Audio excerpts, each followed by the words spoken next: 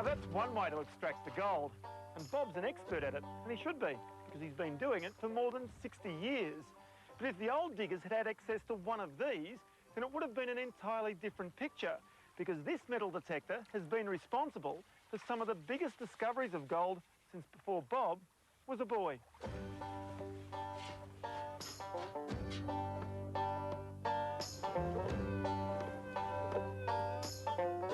When you find your very first piece of gold, that's when gold fever strikes, and after that it's you eat, sleep and drink gold. Must be close. Right. Morris Coppola has found almost twice as much gold in the past 8 months with his new Minelab metal detector as he did in 8 years with his old one. So Morris, can you tell me which was your first nugget? Yep, the first one, that one was it, the little one. That was the very first one we ever found. And so what's that one worth about? Probably about $35. $35? Yep. So it's not very big. It's not very big, but it's worth about $1 million to me. Yeah. Just a feeling. And with all of these, there's more than 100 nuggets here. Is this all your collection? Well, this is what we've got left. We sold all the rest, and we just keep this as a little display now. And so how many do you think you've had all up? Probably a couple of thousand by now. A couple of thousand nuggets you've found? Yeah, well, tiny ones and very tiny ones and a couple of fairly nice ones. And some of these nuggets here, I mean, what sort of price will they fetch? Well, they'd probably fetch about $500, and this one about $800, and that one probably about $400. Good weekend's work if you can find it. Yep, there's a lot of walking in there, but it's the pleasure of being out here is the real reward. Do you think a lot of other people will get gold fever as well? I think they will, yep. With the advent of these new detectors, it's a new technology, new ball game now. Morris seeks his fortune on the old gold fields of central Victoria, looking for the nuggets that eluded the hundreds of thousands of diggers who swarmed across here in the 1850s. Morris, tell me, what are our chances of striking it lucky today? Well, we can be lucky. We can find a big one, we can find a little one, or maybe we find nothing. So how did you get into it in the first place? Well, in the first place, the doctor got me into it, really. I had to lose weight, and he said I had to exercise. So this is the best way I found. Instead of playing golf, I'm prospecting, and we've done pretty good at it and taken off 9 stone so far. 9 stone? Yeah. So you've made money and lost 9 stone? At the same time. So how have you gone? We've found probably about 40 ounces, 50 ounces in about the last 6 months. Gee, so it's not too bad then. That's pretty good, yeah. We haven't found anything yet. No, but it's just a matter of patience is the key. But we will come up with something eventually. And come up with something we did.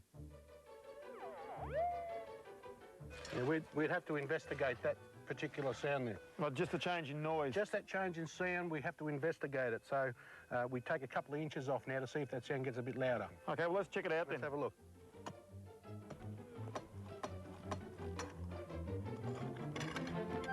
So come on, Morris, what do we got down here? Well, it's not in the hole anymore.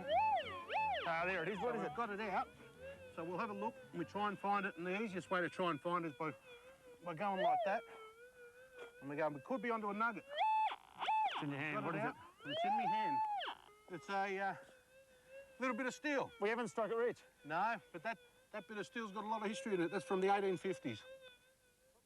Now, these new metal detectors cost just under $5,000, but there are plenty of stories of people who have paid for them with just a few days of prospecting. Ian Aitken of the Miners' Den sells mining equipment, lectures prospective prospectors and takes tours to the goldfields. So, Ian, how easy is the machine to use? Oh, it's very easy. That's one of the main reasons it's so successful. Well, it's turning up fairly big chunks of gold. What effect did it have when it first came onto the market? Huge. It created a whole new rush, whole new gold boom. We started to get nuggets plucking out like plums in the plum pudding. What sort of size were they? 100 ounce, 200 ounce. The biggest one was 317. You're kidding, worth about how much? That's worth probably 200,000-300,000. What's the difference between this and a traditional metal detector? Basically 2 things. The first one is the ease of use and hearing a target. Normally you would have a ground noise that was there as well. Secondly, the increase in the depth that you'll get out of the detector. This one's probably going 2-3 times the depth that the best of the rest are going. If you're planning to join the gold rush, you must have a miner's right or fossicking licence, depending on the state in which you live. Ask permission if you want to prospect on private property and make sure you're not trespassing on a mining lease. Refill any holes you dig and take away any rubbish you find. Doug Stone lectures with Ian to new prospectors and leads expeditions to the goldfields of Victoria, Western Australia and the Northern Territory. He's written many books on gold prospecting and publishes detailed maps of the goldfields.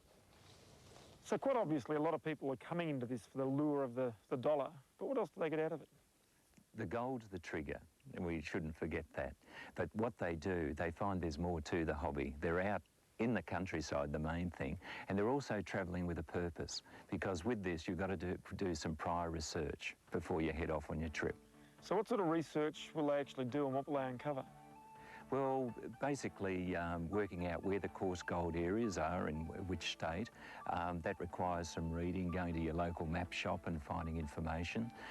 We run courses specifically to get people started and on their way.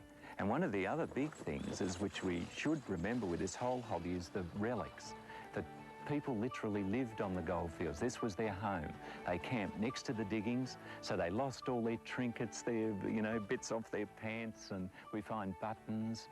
A friend recently found a gold sovereign down at Beaufort, and that was auctioned in Sydney a few weeks ago for $25,000. So coins are interesting, and also heaps of Chinese coins on the fields, which throws open that whole cultural thing. Who lived, went before you. And that's what gets people in.